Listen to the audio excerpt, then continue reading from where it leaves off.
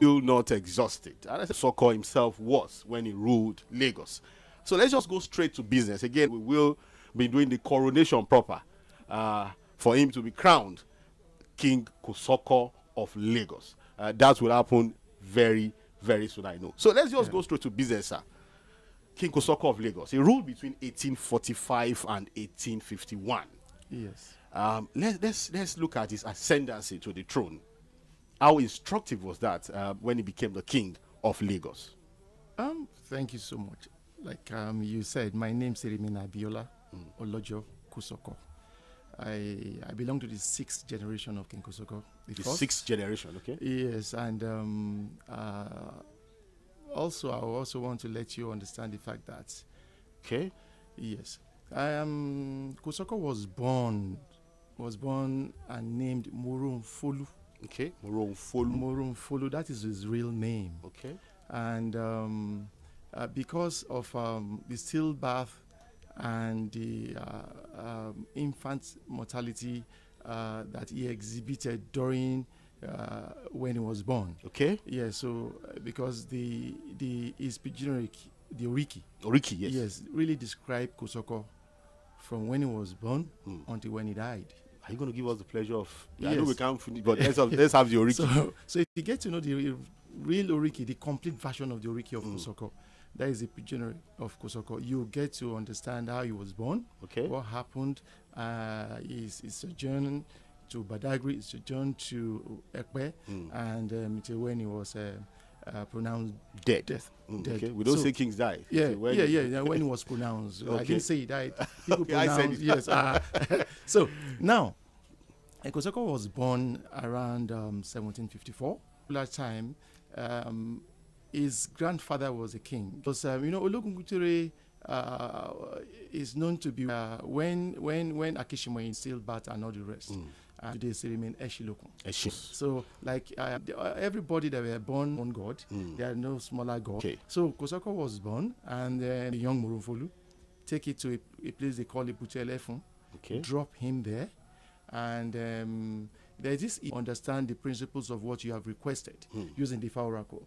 So the Odu describe Kosoko, not to bury Morunfolu. That Kosioko, there is no hole with which they will till the soil for him to be buried. Okay. So they went ahead and put him in a place that is comfortable for him to stand up and come out, because it was agreed with the pronunciation of the Ifa that he will rise up again. Even after he was declared. Yes, so they took him there. So before sunset, he came back home with 2 stones in his hand. So those 2 stones are also described in his Oriki. Okay. Yes. So he came back home, and it was all done, and the nickname Kosoko became part of his name. Okay. So it was, while trying to bury, there was no hole. No. They said you should not use hole. Oh, to till the soil. They should take him and place him within the creek. That is going to come back home. So that was that one came in Kosoko. Yeah. Okay. So if you look at the Oriki in the beginning, it was Morunfolu. Okunye, yes. The only heir to the throne. Okay. Ajimbi. Ọ̀gá Ogun. Okay. Ìwọ ló bá eégún jà, ló di eégún. Ó wá bá òòṣà jà, ó di òrìṣà. So those are the few things. Okay. Gbangba ló bá Ọlọ́run jà, gbangba ló dá ẹ tí ò ṣe farawé. Okay. In translation, I'm trying to tie it together, it all together. Yes. With him, that they uses all the deities to appease him not to die. But behold, he defeated them and became a deity himself. And in the presence of everybody, he fought with God Almighty. And God Almighty allowed him to live. Okay, so that nobody can compare themselves. No human being can compare themselves to him. So that is the translation of those words. Okay. Yeah.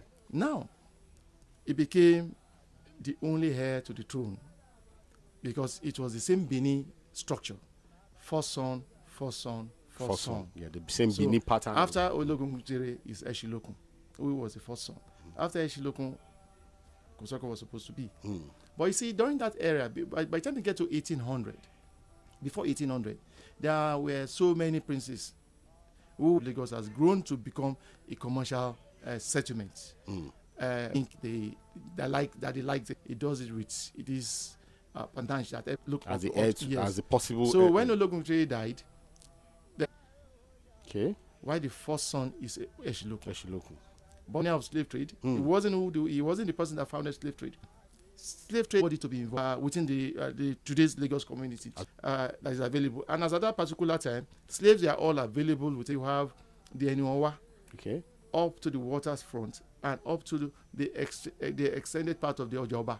So big space at that time. So they carved out places for all these purposes.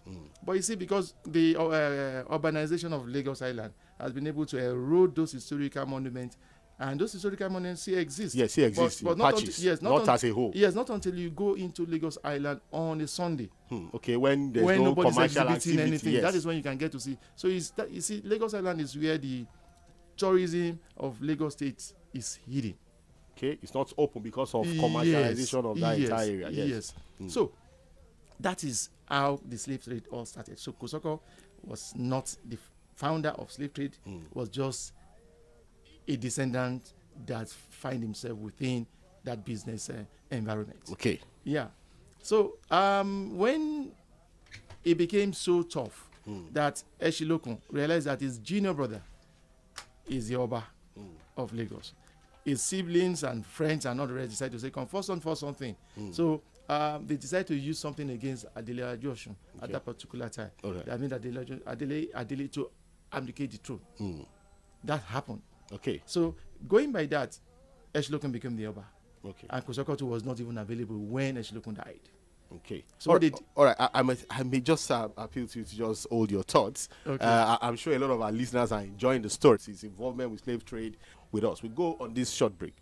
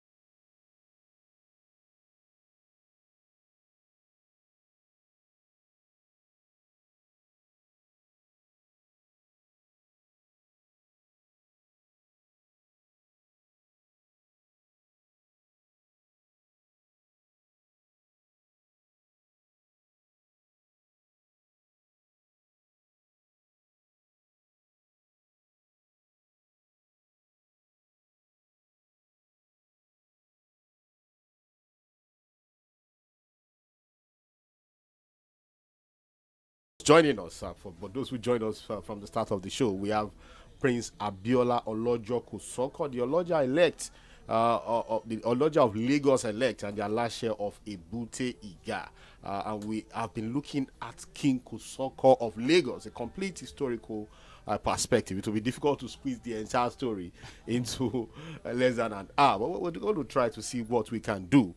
Maybe in the future we may also have to serialize it and see how to have a complete story. But we'll try to just summarize everything and make a good sense of it. It's my pleasure again to have you in the studio, sir. Yeah. Before that short break, yes, we were talking about his ascendance into the throne. Yeah. I want us to move very fast now, sir, because of time. We'll do that. Let us look when he eventually became Oba and his involvement with slave trade, because that seems to overshadow everything that he did as a king. Yes, his involvement as a slave, merchant. Non-merchant. Okay, what was his involvement with slave trade really? Yeah, as at 1833, when he was pronounced the Lord of Lagos by his junior brother Idewu Ojulari. Okay. Yes. He now resulted to start using the palace of the Asajon, his great-great-grandmother's palace. Palace, okay. Yes. And at that particular time, all his friends who were slave merchants, who were also using the same port he uses in Port Novo, because he had a large expanse of property in Port Novo, then wider, now Benin Republic. Yeah, we see a big chunk of landed property and town. The Kosoko family. Yes, in about 6 other countries. Yeah. So now, when they realized that the slave trade abolishment is really hitting hard on everybody, and Kosoko became the Olojo of Lagos, what they did was to shift base into Lagos. Okay. In realizing that he would definitely give them the necessary cover and protection. Okay. Of course, he did that. And that is when he started collecting his own levy. So you could trade there, but just pay levy. He realized that he can become the Oba of Lagos. Did the coup? Yes, it was. And became the Oba of Lagos. And very strong. The slave barrack that was existing on the island is still available till tomorrow. Where is that? On the island is between Oluwole and Barefoot. People that live there still knows the place. So that place is still there. And based on all this, the British realized that that is the only source that slave trade, slave business, and the slaves can be taken out of the West African coast to the West Indies. So what they did was to come meet with him, discuss with him, and some other things happened. What they did was to bombard Lagos. Yes. So the bombardment of Lagos on the 25th of December. We read that he actually first fought them. No. That was a year before. Okay. So the British didn't come. It was the opposition slave trade there who realized that they need to take over control of the market activities using Akitoye, his junior uncle. Okay. That went ahead and secured the services of the British soldiers as missionaries. To fighting. So when they killed part of those missionaries, what they did was to take those soldiers, the corpse of those soldiers, back to... I think it was a British thing. Yes, that this man has done this to your people, but they didn't tell them. They didn't tell the British government what. Yes. Okay. So then what they did was to secure the approval of the bombardment of Lagos. But you see, 6 years after, there are also those other people, these people that approve and make that thing happen, receive queries from the British government. And nobody's talking about and nobody's talking about nobody's talking about that. And so that is the reason we are putting up a museum, King Kosoko Memorial Museum, to talk about all these things. Missing links in that entire story. Yes. So now that happened. The bombardment of Lagos does not resulted to the exile of Kosoko. Everybody took to their heels. But that's the story. Yes, because that's why we are saying it from the horse's mouth. We are telling our stories ourselves. Everybody took to their heels because the bombardment was so massive that it was. And when that happened, everybody realized that this thing is too much. The bombardment is too much, and everybody took to their heels. It was when they got to Langbasa. So the movement, it was in Langbasa that Kosoko understood the fact that those people that bombard Lagos are still guard defense, Iworo. So the first guard, the second guard is in Badori, where naturally it is called originally Lao majority of his war, and from there they move to Riba, and from Riba. So all these places, it keep dropping people. All those routes I'm talking about today, you get to see those canals still exist. The moment it was dropping them along the Lagoon Bank, that's in Yoruba what is called Etiosa. So people reside and dwell along Etiosa because we don't have Odu. Etiodu. It was Etiosa. Yes, because after the bank of the Etiosa, the bank of that river, the beach front, There other places there are swampy areas. Yeah, so you can't live stay there. there. So you live so just along the bank. Yeah. So what he did was also to cross to where that is currently called Ojoto, or Oriba. I'm sorry, Orimedu. So yes, so that is the front of the beach, the ocean. Ocean, yeah. So that same place is called Ojuokun. So Etiosa, Ojuokun. It was only this time all these places came into existence. When did he get to Ekpe? It got to Ekpe in 1852. Because the way people he left Lagos Island and he got to Ekpe, nobody talks about those movements and those places. That's why in the museum too we have the chart, we have the drawing pattern of the movement pattern. Okay. So it was right there. They moved from Orimedu to a place called Igbodu. That Igbodu now is right behind Igbodu. Now you have the town called Ijirin. It was in Igbodu that they had Jakonde. So that is where they now the father told them that they need to also clear that this fishing peg with someone. That's why I said we cannot talk about Ooni of Ife. It's not a story we can exhaust in just one sitting. Yeah. So we and the land will come back to life. He insisted that he should go to Mushin, Ijebu Mushin, and he said no. He wants to start a place of his own. Yes. So middle of the night they went in. That same process that they went in is the same process as is regarded as Kayu Festival today in Ekpe. I think it was the lighting of Etufu. That started on the 19th and it's going to end on the 27th. I think it's still ongoing. It's still ongoing in Ekpe yes. Now. Okay. So the sacred light that was put on in Ekpe that same year was to chase away the spiritual curses on the land and make sure that every member that followed Kosoko to Ekpe, to that place called Ekpe today, because it wasn't Ekpe, it was an Oduifa that was pronounced that resulted to the name Ekpe. So there are controversy over the ownership of Ekpe as we speak. But you see that there are documents to show who ceded Ekpe, the land to Kosoko. Who ceded the land? Yes, under whose instruction was the land ceded to the colonial, to the Lagos colony, to now form the body made Lagos today. So Kosoko did not go into exile. So we can't call it exile. It was just like migration. Yes. So they were also the same people that also asked him to return when they realized that the spiritual, the commercial spirit of Lagos does not exist anymore. They tried to revive it; it couldn't come back. So what they did was the intelligent community, the local intelligence, let them realize that they need to get him back to Lagos. Yes, and they built a new palace for him. So why didn't he return? There was a king existing. Yes, so he returned. He said he's coming to return as a king, but they said no, you will not. But you return as the Lord of Lagos in your own beautifully built palace. Okay. So he returned to Lagos in 1862, September 16, 1862. So that yes, there is this event we always do. It's called the Return, 1862. So what we always do is to reenact the return of King Kosoko and his followers that resulted to the founding of the settlement or the community known as Ekpetedo today in Lagos. Okay. So that has yes, every one of them returned. So he left Islamic followers at Ekpe and returned to Lagos with his traditional religion followers. Those who wanted to return with him with his. Yes. Okay. They all returned and they were given landed property, which they developed in a place called Ekpetedo. And Kosoko returned into his palace built for him in 1860 in Ereko. Yes. So he was regarded as the Oloja of Lagos, and since then the title has sometimes it's called the Oloja of Ereko. Yeah, because as at that particular time there was nothing. Everybody keep bearing the name Oloja Eku. So Eko has transformed into Lagos. Yes. So everybody you see on the island, every chieftaincy title you see on the island, and the Oba of Lagos usually used to be the Olowo of Eku. And now is the Oba of Lagos. Okay. All right. So that happened throughout until Kosoko died in 1872, April 15, 1872. And he was buried in the palace of the Asajan of Lagos.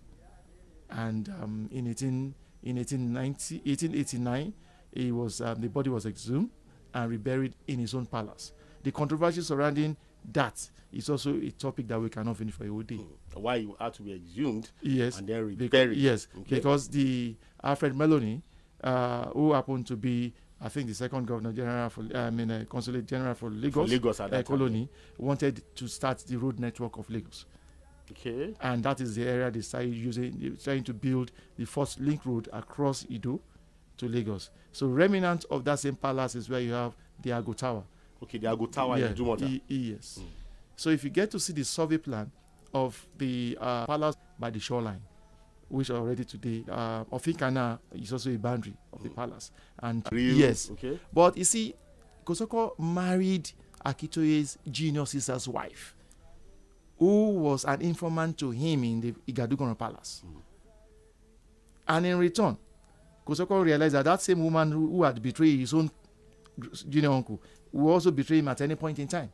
But the woman was not betraying Kosoko, because when Akitoye came with the British to pay visit to Igadugono, when Kosoko was the Oba of Lagos in 1849, what she knew that the man behind the masquerade that resulted to the Garita masquerade in Lagos. Lagos, yes. Yes. Walks, look, and act like Akitoye. But when Kosoko associated to bring the head, the person you're asking that I should allow to return to Lagos, this is his head. Akitoye movement was became known to the woman, and he had to call the Kosoko and say, Oluwami, Aburo yin. I said, Aburo bi bawo. That cannot be my junior uncle. He said, that is it. Then you're a betrayer. So in the presence of the British representative and Akitoye and his follower, he asked that his wife had be beheaded by daylight. So it was an event. Okay. So some of the... Okay. And the other Let's one, have more of yes. Yes, you know. And the other one again is not to scare anybody. Yeah, no. It's just who we are. I nobody can blame me for finding myself in that lineage. And I keep telling those that keep coming to the palace that I am sorry, my progenitors were involved in slave trade. So, and the other one is this beautiful one. He said, Odron Takpa. Odron Takpa. Okay. Akpa Oroko. Odron Ta Lasa. Ero Rasa Olodo. Ekole Otafirifiri Lori Omi. You see, now Eko is in Lagos. Yes. That whenever he's present, in his presence, nobody dare move on the waterways of Lagos. When he's available. Yes. 2, Akpa is a town between the boundary of Port Novo and Nigeria. Okay. It's an ancient town that is present in that town. An ancient town between Oworo and Nigeria. It's not that Nabalufon takes powder and perfume. So when it goes around, you perceive the perfume. The smell, yeah. You are gone.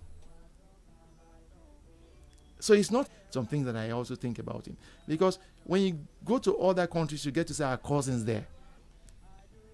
Look at this other one too. That they said in Isoriki, that one that will not fight you physically, but he will fight you using the Oye Lawson, a yellow, but witchcraft practicing at night. They looked at him from the angle we looked at. That one is hatred. That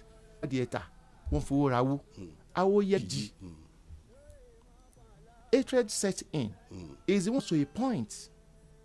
They get rid of him and use that same to be him again.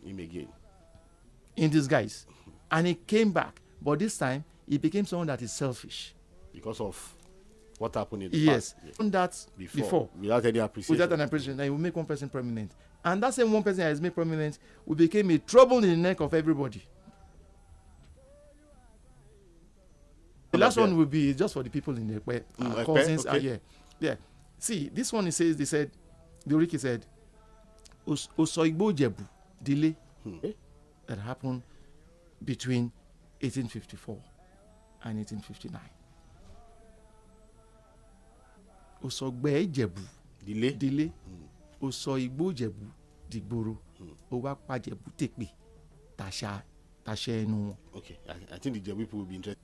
When Kosoko left Lagos, he went with the commercial spiritual power took everything away. It took everything away. Okay. And that same year. So the same commercial, it took yes, it to Jebu. It took it to Jebu. And within 6 months, Kosoko Port came into existence. But now referred to as Lekki, where they're having this Lagos Seaport. Okay. Now, yes. They come to take their things and go outside to work. And Yoba told him that these people will create troubles. He said no. And he allowed the Lajes, the Ijos, they all came. And because there was this fight earlier around 14 something between the Mehin people that is known as the Laje. Don't worry. And one thing happened. The moment they start doing businesses, they start fighting themselves. Ijebu supremacy wanted to take over of the control of Ekpe while he's still sitting as Yoba. So that is what happened. Okay. One key, they told him, you turn it to a business environment. And now they have come to trouble you. You shut them down. You know, I'm sure a lot of this is history at its best, and that's knowledge historically of Prince Abiola Olojo Kosoko, who is the Oloja of Lagos elect, and the Alashe. Activities going on in Ekpe at this. A lot of people still waiting for you. The return is also in September. In September, okay. We'll definitely keep up September, with that. Yeah, 15 and the 15 is the procession, and sadly people like us don't really keep up with things like that, you know. But we'll try to also keep up with some of the things going on within the family. It's my pleasure, sir, to have you. I'm really honored that you eventually showed up in our studio today. Lagos Through the Ages on mainland 98.3 FM. This is where we're going to call it a day on the show. The tradition of receiving calls, you know, answering questions on the history of Lagos, we can't do that today, but that will return next week. But I would also find a way to serialize that story of King Kosoko of Lagos, maybe through the phone. Maybe one of these days, if there's time, we can always continue the story. It's a big content that it is a big content, and most of the things we're doing too in the palace, we're trying to create content out of every event we're working on. Okay. Because it's just a way for us to create employment opportunities for the family members. Yes. All right. Okay. Thank you so much, Prince Abiola Olojo Kosoko, the Oloja of Lagos elect and the Alashe